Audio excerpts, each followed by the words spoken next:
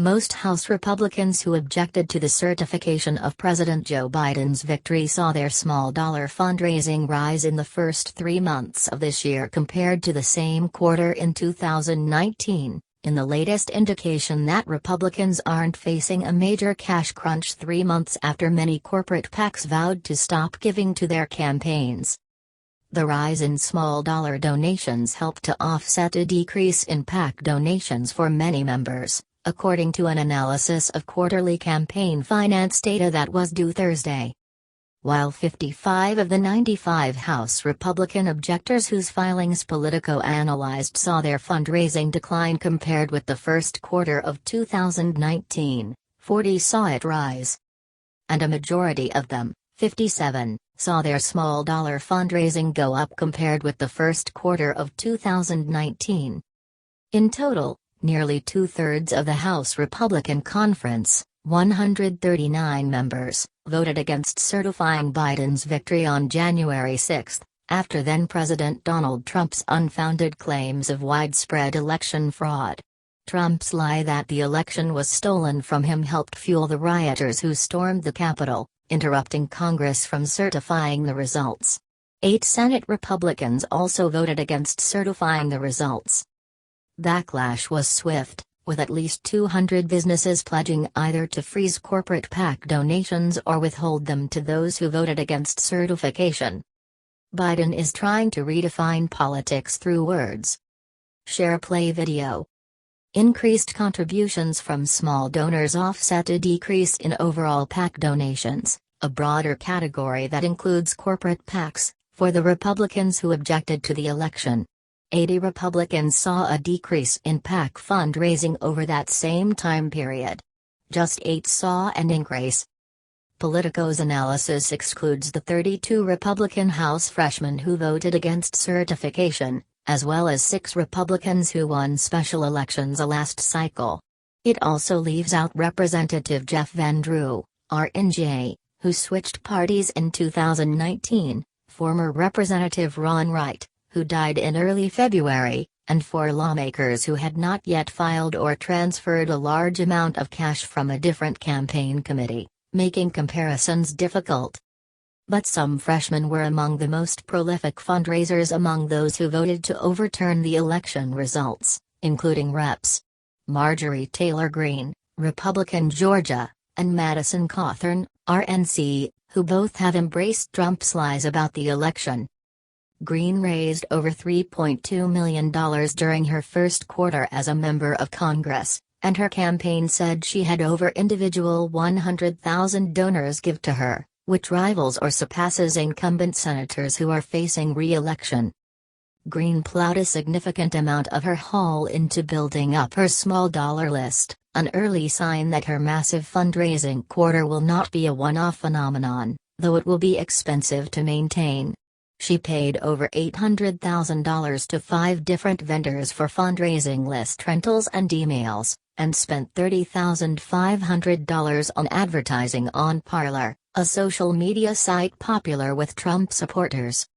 Cawthorn raised over $1 million in the quarter, another massive haul.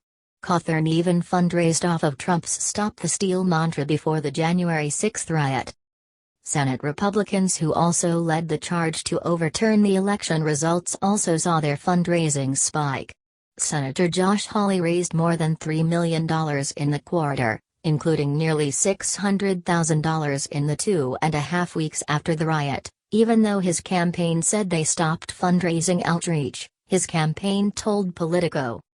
Similarly, Senator Ted Cruz, Republican Texas, who also helped lead Republicans who wanted to overturn the election, told Fox News that he raised $5.3 million between his campaign and leadership committee, which included nearly 62,000 first-time donors to Cruz. Some prominent House Republicans have embraced the backlash in their fundraising. Representative Jim Banks, Republican Indiana, who is the chair of the Republican Study Committee, the largest ideological caucus in the Republican Conference, circulated a memo arguing that his vote to overturn the election was a net financial positive for him. When Eli Lilly and several other corporate PACs blacklisted me for objecting to the unconstitutional election rule changes in 2020, I reached out to individual donors, explained the situation, and asked for their support, Banks wrote in the memo, which was first reported by Axios, saying that small donors made up the difference.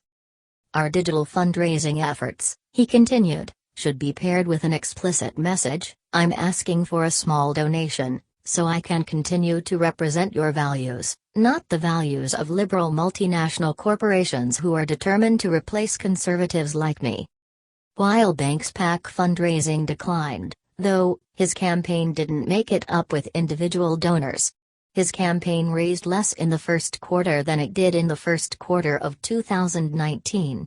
Banks' leadership PAC, which accounted for most of his fundraising last cycle, hasn't filed yet.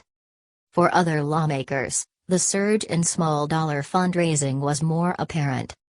Representative Elise Stefanik, RNY, for instance, who announced on Jan 4 that she planned to object because she believed there were serious questions with respect to the presidential election, raised more than $1.1 million in the first quarter, 3 times what she brought in the first quarter of 2019. Her PAC fundraising collapsed in the most recent quarter, falling to less than $5,000 compared with nearly $125,000 in the first quarter of 2019. Companies whose PACs had written her checks in the first quarter of 2019, such as Comcast, Deloitte and the Blue Cross Blue Shield Association, announced they would no longer donate to lawmakers who'd objected to the election results. Other corporate PACs that had donated to Stefanik in the past said they would pause their giving to all lawmakers. But a surge in small-dollar fundraising more than covered the shortfall.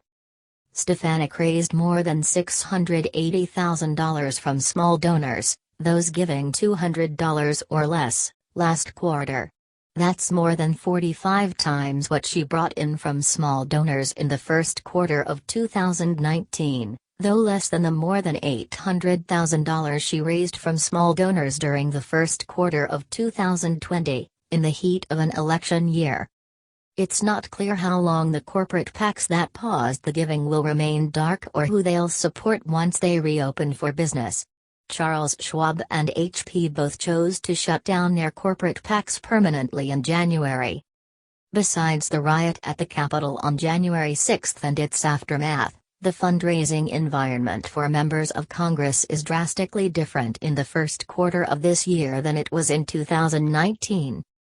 In the first quarter of 2019, a demoralized House Republican conference had just lost the chamber amidst a wave of Democratic victories and retirements of long-serving Republicans. Democratic candidates, who have long had an advantage in small-dollar fundraising, raised nearly unfathomable amounts of money throughout the 2018 cycle. Nearly 3 dozen newly elected House Democrats raised at least $300,000 in the first quarter of 2019.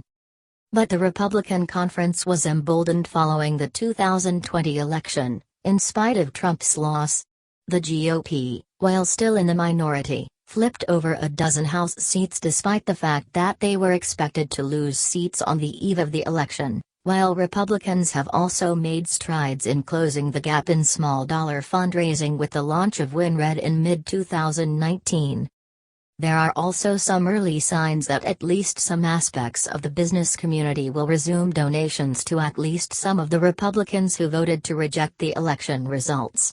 Toyota told D&D News that it was assessing our future PAC criteria shortly after the riots at the Capitol.